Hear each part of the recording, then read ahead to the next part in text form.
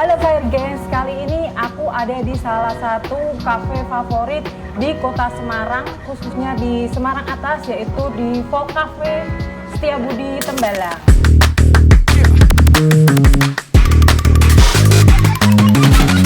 Nah, saat ini aku ada di sini bersama salah satu owner dari Folk Cafe itu sendiri. Di sini sudah ada Pak Tommy. Ya, halo. Baik. Gimana kabarnya, Pak? Baik, Mbak. Halo. Nah, terima kasih sudah meluangkan waktunya, Sama-sama. Pak. Untuk kali ini di acara Kata Fire Gengs ini kita akan membahas resiko kebakaran yang ada di kafe. Oke. Nah, sebelum kita masuk ke pembahasan mengenai kebakaran ya, Pak ya, saya salah fokus nih Pak sama desain dari Folk Cafe itu sendiri. Yeah. Dan dari awal masuk itu melihat unik banget dari segi desainnya, Terima interiornya. Terus habis itu lihat di Instagramnya juga estetik sekali Yeah. Pak. Terus habis itu dominan warnanya juga di putih dan biru. Biru. Nah, Ya. itu bisa diceritakan nggak Pak, di balik itu mungkin ada maknanya? Oke, jadi Folk Cafe ini berdiri di tahun 2018, Mbak. Jadi sekarang itu udah masuk ke tahun kelima. Ya. Kemarin Juli. Jadi emang sebelumnya ini Folk Cafe ini kita itu basic ownernya itu sebenarnya konten kreator, Mbak. Jadi konten kreator yang emang bikin Instagram, bikin sosial media lainnya itu untuk kafe-kafe tempat lain, Mbak, sebenarnya. Nah, dari situ kan kita juga sebenarnya itu basicnya Instagram semua, main-main Instagram semua. Jadi basicnya kita coba jalanin bisnis itu. Sebelumnya itu bisnisnya kan konten kreator. Terus kita punya sebuah tempat dan emang waktu 2018 itu adalah rata-rata owner tuh baru lulus juga dari kuliah, Mbak. Jadi terus kita mau bikin sebuah project antara mau ikut kantoran atau mau wirausaha aja. Nah, terus akhirnya kita ada sebuah tempat juga di sini di Setiabudi ini. Yaudah kita coba yuk bikin sesuatu yang sekiranya bisa buat kita belajar bersama. Nah, alhamdulillahnya setelah 5 tahun ini ya semuanya berjalan lancar semuanya. Nah, basicnya sebenarnya kalau aku sendiri arsitek, Mbak. Jadi untuk bangunannya ini semua desain sendiri. Dari Pak Tommy berarti? Dari ya, bersama teman-teman tim juga lah intinya. Tapi basicnya kita tuh kalau akunya sendiri arsitek. Jadi dari desain, terus dari Instagram, karena hubungannya kita emang fotografer juga, jadi kita bikin semua sendiri gitu. Iya, iya. Ownernya berarti nggak cuma Pak Tommy? Nggak cuma Pak Tommy, iya nggak cuma saya. Iya. Gitu. Jadi di balik dari Folk Cafe itu sendiri ternyata memang owner-ownernya juga kreatif ya. Ide-idenya semua dituangkan Betul, berarti ya? betul. Oh, ya. Keren. Lalu ini kita masuk ke pembahasan utamanya nih Pak Oke. ya, mengenai kebakaran. Dengar-dengar nih ya Pak ya, di Folk Cafe sendiri pernah mau kebakaran ya Pak? Mungkin pernah sih, dibilang pernah ya pernah, hampir. Ya itu malahan bisa dibilang bisa H+1 apa hari H ya sebenarnya. Jadi bisnis F&B ini kan sebelumnya walaupun kita arsitek sendiri ya, ini kan kita baru first project lah. Folk Cafe ini kan baru project pertama. Jadi untuk semuanya kita masih belajar. Jadi terutama kita kan baru tahu ternyata mesin kopi sendiri itu sebenarnya dayanya 4000 watt, besar banget. Jadi yang biasanya kita di rumah mungkin bikin kopi pakai mesin kopi yang kecil, mungkin wattnya nggak sampai 1000, ternyata di kopi itu nggak bisa pakai itu karena kebutuhannya beda. Nah, jadi permasalahannya adalah sebenarnya waktu pembukaan dulu sebenarnya masalahnya sebenarnya kelistrikan. Oh iya. Jadi kelistrikannya kita itu dulu ada kayak ya pokoknya pertemuan dari sirkuitnya itu, dia pertemuan ternyata ada sebuah kesalahan di mana panel yang kita pasang itu karena gini, sebelumnya arsitek kan saya, tapi kontraktornya ini sebenarnya basicnya dulu rumah, Mbak. Iya. Jadi yang mungkin dayanya kecil, yang biasa dia bikin di panel untuk sebuah panel perumahan itu aman, ternyata untuk di kafe ini nggak aman. Dan ada kesalahannya, ternyata dia menggunakan backdrop untuk si MCB-nya itu loh, Mbak. Kelistrikannya itu pakai kayu. Nah, kayu kan mudah banget terbakar ya. Nah itu, tapi untungnya sebenarnya kita udah pakai sistemnya MCB semua ya. Jadi ketika ada kebocoran atau itu akan mati semuanya. Nah, waktu itu sempat, kalau nggak salah kita sempat belum opening sih, sepertinya H-1 sebelum opening kita ada invitation buat keluarga. Nah, pas di hari invitation itu mati lampu semuanya, Mbak, konslet. Nah, kita cek ternyata ada kebakaran di plafon. di bagian panel MCB-nya lah. Itu udah muncul keluar apinya atau gimana? Sepertinya udah hampir Mbak. Jadi waktu itu udah keluar asapnya sih sebenarnya. Oh iya iya. Untungnya sih kita sempat karena ini kan kita di kafe ini kan kita ada rumah juga ya, ada rumah, ada penginapan juga, dan sudah penginapan dan rumah ini sudah punya apart sendiri. Jadi waktu itu sempat kita urgensi, kita sepertinya waktu dulu itu mungkin 5 tahun ya, saya juga agak lupa ya, kita pinjem sih waktu itu. Karena kafe sendiri waktu dulu ya kita kan buka kafe fokusnya waktu awal ya yang penting orang datang makan seperti itu, tapi sedangkan perizinan hal-hal kecil itu sepertinya waktu awal dulu kita lupakan sih, belum sempat dipegang gitu. Waktu saat itu memadamkannya pakai apar pinjem berarti ya Pak ya? Apar pinjem Mbak. Itu apar mobil yang kecil atau? Enggak, malah yang gede. Jadi kita yang mungkin 3 kilo sih. Karena waktu 5 tahun lalu kalau nggak salah tuh mobil loh ada kewajiban punya apar sih. Oh iya iya. Iya kan ya, kayaknya 5 tahun lalu tuh yang punya mobil udah punya apar tuh paling baru hitung jari sih. Nah untungnya kita sempat ada punya apar di sini, tapi itu minjem waktu itu. Nah terus nih Pak, Iya, Mbak. setelah ada kejadian itu, ada nggak sih Pak perubahan? Berarti itu baru launching ya Pak? Baru mau launching Baru ya? mau launching mah Nah. H-1. Untungnya H-1 ya, belum pas hari H ya. Berarti itu kan udah ada manajemennya ya Pak ya? Nah setelah tahu ada kejadian itu, apakah ada perombakan dari manajemennya Pak? Ada sih perombakannya, sebenarnya kita benar-benar dalam 1 minggu awal tuh kita benerin kelistrikan sih. Jadi emang kelistrikannya karena ternyata alhamdulillahnya tuh Vol Cafe itu di hari pertama buka itu udah ramai banget, antusiasmenya tinggi sampai beberapa bulan berikutnya dan sampai sekarang mungkin terbilang masih sangat ramai ya. Nah waktu awal itu karena pesanan juga semakin banyak dan ternyata mesin kita yang kita sediakan tidak mencukupi, akhirnya kita harus upgrade mesin waktu itu Mbak, mesin kopi. Otomatis buatnya juga semakin gede.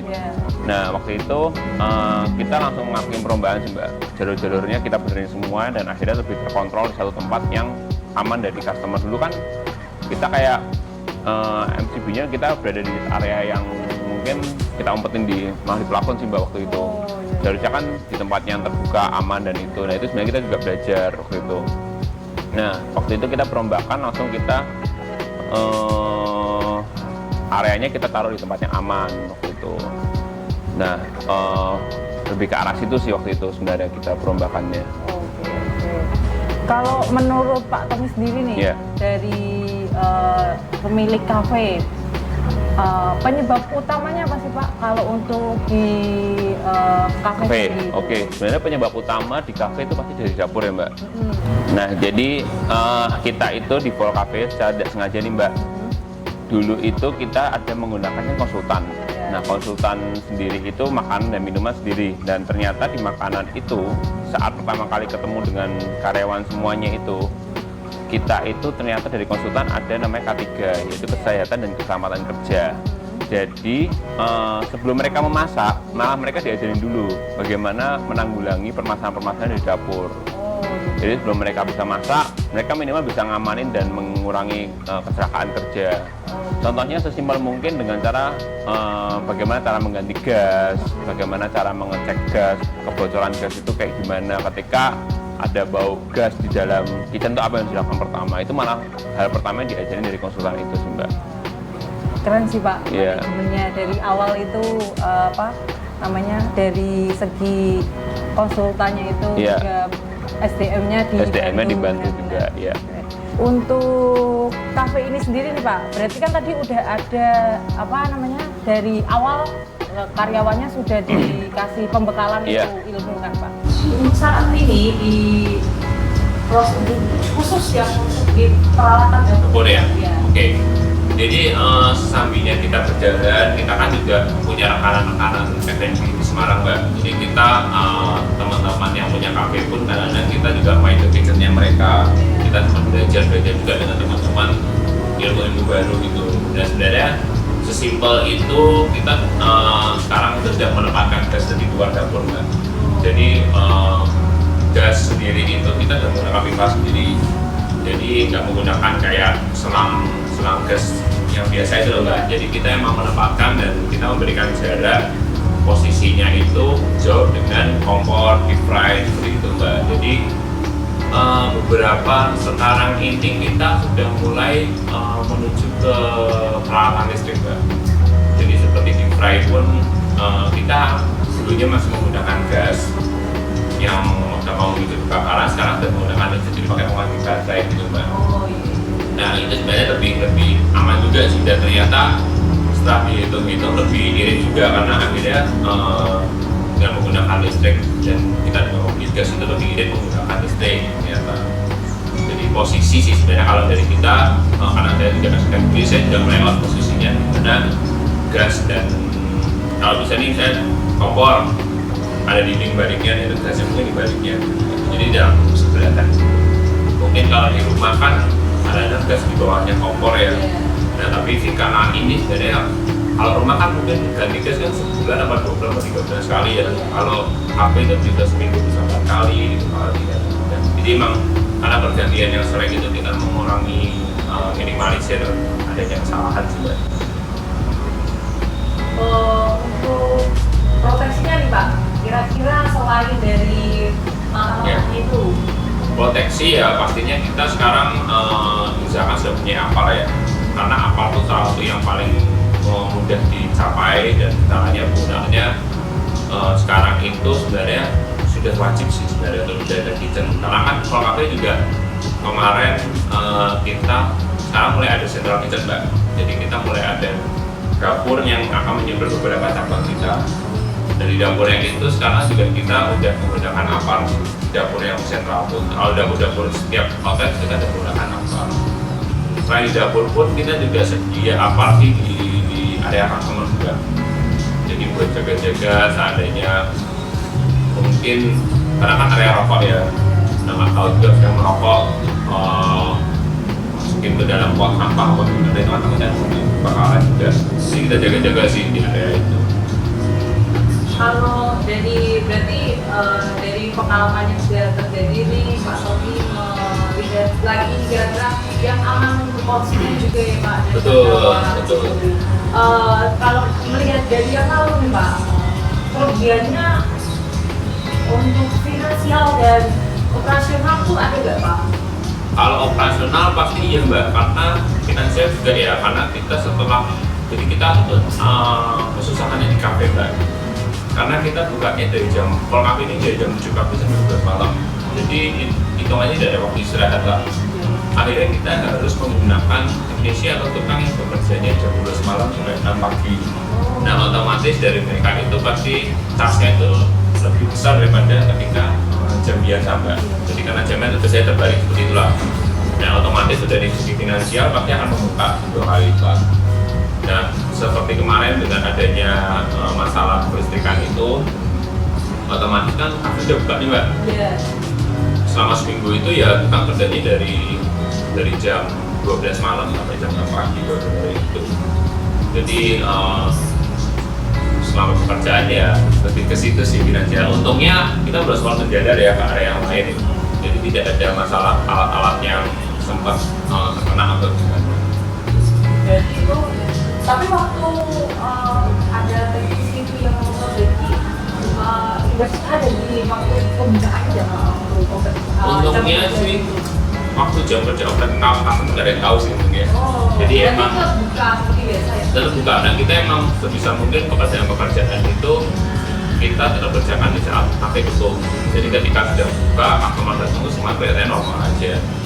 Nah itu sebenarnya yang jadi tips kita supaya kita bisa tetap buka terus gitu.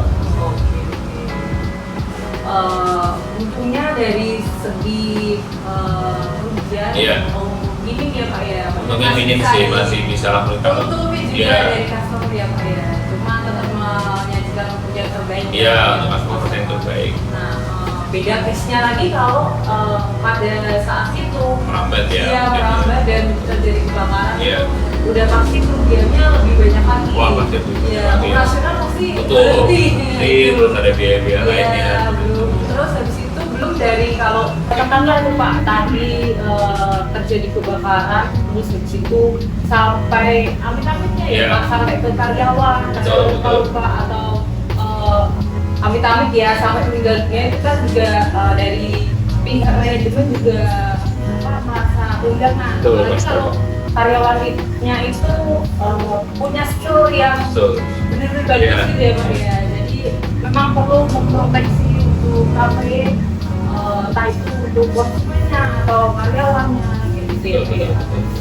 Nah, untuk selanjutnya nih Pak, Pak Tommy bisa memberikan tips untuk para pemilik kafe nih Pak, kira-kira agar bisa mencegah kebakaran ini. Oke, jadi kita itu kalau dari pengalaman kan sebut kebakaran tuh pasti dari dapur Mbak. Jadi tipsnya itu sebenarnya itu dalam kafe, kalau kita lihat dengan tempat-tempat lain mungkin kan banyak camping kafe ya. Iya. Jadi banyak orang itu yang memikirkan menyingkirkan keselamatan Mbak. Jadi yang penting ada ruangan seadanya, lalu buat dapur atau gimana pada pengudaraannya nggak bagus seperti itu. Jadi kita sebenarnya sarannya sih sebenarnya untuk dapur itu butuh sirkulasi yang bagus Mbak, pertama butuh sirkulasi yang bagus supaya nanti untuk ketika ada sek-seknya bocoran gas atau gimana itu cepat hilang gitu lah Mbak. Nah terus yang kedua adalah penempatan Mbak, penempatan tadi gas ya. Penempatan gas itu mungkin banyak yang masih mengirit sih, sebenarnya mengirit karena kan untuk biaya pembuatan selang gas itu sebenarnya kan lumayan mahal Kak. Jadi saya posisi gas di sini, sangat kompor di sini itu kan ada instalasi pipa itu lumayan. Jadi masih ada yang banyak sih sebenarnya untuk mengirit seperti itu. Karena kan lebih murah kan beli yang selang yang jadi aja gitu. Tapi kalau misalnya untuk dapur yang di profesional untuk pembuatan kafe atau gimana baiknya sih sarannya itu sih mempersiapkan jalur-jalur khusus seperti itu. Dan yang terakhir pasti walaupun kafe, walaupun tempat makan tetap harus ada apa. Apalagi kalau isu kan berhubungan dengan api gitu. Betul. Bahkan di luar area sih Mbak. Jadi luar area yang dapur pun baiknya kalau bisa kafe minimal punya 2 sih.